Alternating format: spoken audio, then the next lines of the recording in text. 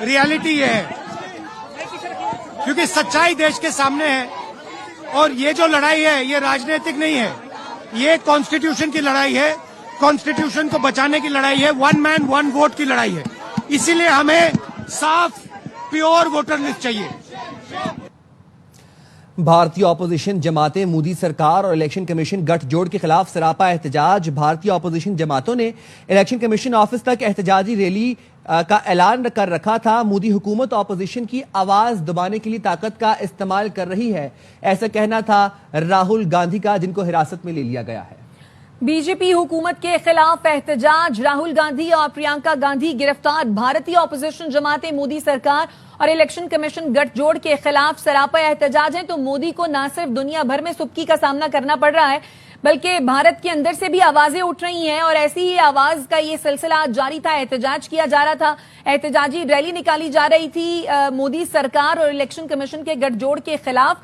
और आपको ये भी अपडेट करें कि जो भारत की ऑपोजिशन जमातें हैं उन्होंने इलेक्शन कमीशन ऑफिस तक एहतजाजी रैली का ऐलान कर रखा था। राहुल गांधी अब से थोड़ी देर कबल जब उन्हें गिरफ्तार किया गया तो उन्होंने मीडिया से गुफ्तगू करते हुए कहा कि मोदी के पास हमारे सवालों का जवाब नहीं है। इसके साथ उन्होंने मुतालबा किया कि हमें साफ और शफाफ वोटर लिस्टें चाहिए। उन्होंने कहा कि सच्चाई पूरे मुल्क के सामने है, ये सियासी लड़ाई नहीं है, ये जमहूरियत आइन और वन मैन वन वोट की लड़ाई है।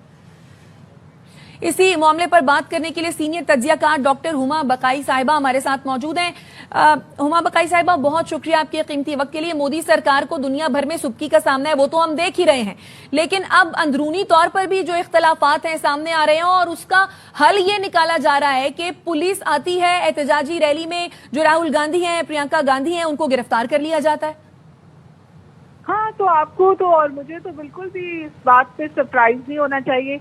एक तो ये साउथ एशियन पॉलिटिक्स का खासा है कि जो पावर में होता है वो ऑपोजिशन को इस तरह से रगड़ता है। और दूसरी अहम बात ये है कि मेरा ख्याल है कि जो इंडियन डेमोक्रेसी है, इंडियन डेमोक्रेसी की कलई खुल गई बिल्कुल वाज़ेह तौर पर, क्योंकि राहुल गांधी ने जो सबसे अहम बात की वो ये की कि जी मैं आपका जो वोट था, आपका जो विन था, उस पर सवालिया निशान उठाया।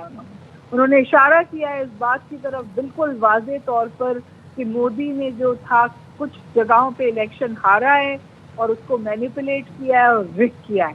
और इसके साथ साथ प्रियंका गांधी और राहुल गांधी दोनों ने उनके ऊपर लोकसभा पर जो जिस तरह के अटैक किए उसका जवाब नहीं दे सकी है बीजेपी पार्टी। तो जाहिर है कि फिर इंटरनली तो उनका कंट्रोल है ना, इंटरनली तो इस किस्म की चीजें कर सकते हैं, लेकिन ये सस्टेनेबल नहीं है।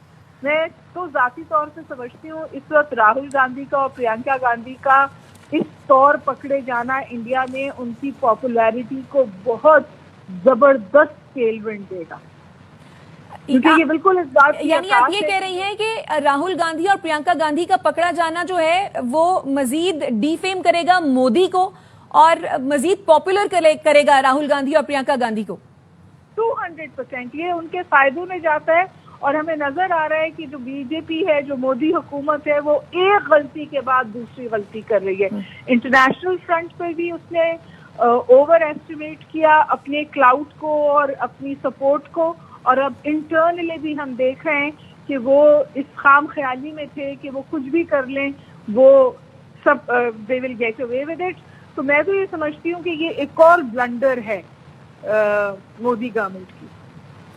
अच्छा हुमा बकाई साहिबा, ये जो मोदी का हिंदुत्व का जो जुनून है और जो सूरत हाल हम देख रहे हैं, और फिर जो पाकिस्तान से भारत की पिटाई हुई है उस पर भारत के अंदर से ही आवाजें उठ रही हैं, भारत के अंदर से ही जवाब मांगा जा रहा है, लेकिन मोदी के पास जवाब ही नहीं है। अभी राहुल गांधी भी यही कह रहे थे। तो राहुल गांधी पहले भी बहुत दफा बात करते थे ना, पहले उनकी बात को इंडियन इलेक्टोरेट में उस तरह की ट्रैक्शन नहीं मिलती थी, उस तरह के बायर्स नहीं थे राहुल गांधी के नैरेटिव के या मोदी के खिलाफ नैरेटिव के कोई बायर्स नहीं थे, इसलिए वो इनको कुछ नहीं कहते थे। इस वक्त अब वो मजीद बात करें, उनकी मजीद चीजें लोगों के सामने आए, उससे मोदी हुकूमत खौफजदा है। जो कुछ हो रहा है इंडिया में ये अकास है एक फ्लस्टर्ड, परेशान, फ्रस्ट्रेटेड सिटिंग गवर्नमेंट। और 2 दिन पहले राहुल गांधी ने एक प्रेस कॉन्फ्रेंस भी की थी जिसमें उन्होंने बताया था कि किस तरह से वोट चोरी करके मोदी जो है वो हुकूमत में आते हैं। आज उसी सिलसिले की ये कड़ी थी जो एहतजाज हो रहा था और अब उनको गिरफ्तार कर लिया। ये उसी का शाखसाना है ना कि अब वो इतने बैकफुट पे हैं कि वो मजीद एक्सपोजर शायद बर्दाश्त नहीं कर पाएंगे। तो मजीद एक्सपोजर को या इस तरह के नैरेटिव को बंद करने के लिए ये एक नीजर्क रिएक्शन है। लेकिन इससे देखिए, all said and done, at the end of the day election India में फेयर होते हैं और यही खौफ है जो मोदी को इनको पकड़ने पे की तरफ धकेल रहा है। कश्मीर पॉलिसी जो so called new Kashmir policy, total collapse. Foreign policy total collapse. ना अमेरिका मुंह लगा रहा है ना चाइना मुंह लगा रहा है। डिफेंस फ्रंट पे टोटल फेलियर।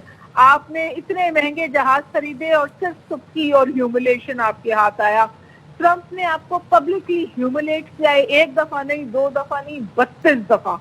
और अब आप इंटरनली भी आप एक बहुत वीक शिफ्टिंग ग्राउंड पर हैं और मेरा ख्याल है कि अगले इलेक्शन मोदी के हाथ से निकल गए। ठीक है, बहुत शुक्रिया डॉक्टर हुमा बकाई साहब कीमती वक्त के लिए। मरी में मुस्लिम लीग नून के 3 बड़ों की मुलाकात हुई।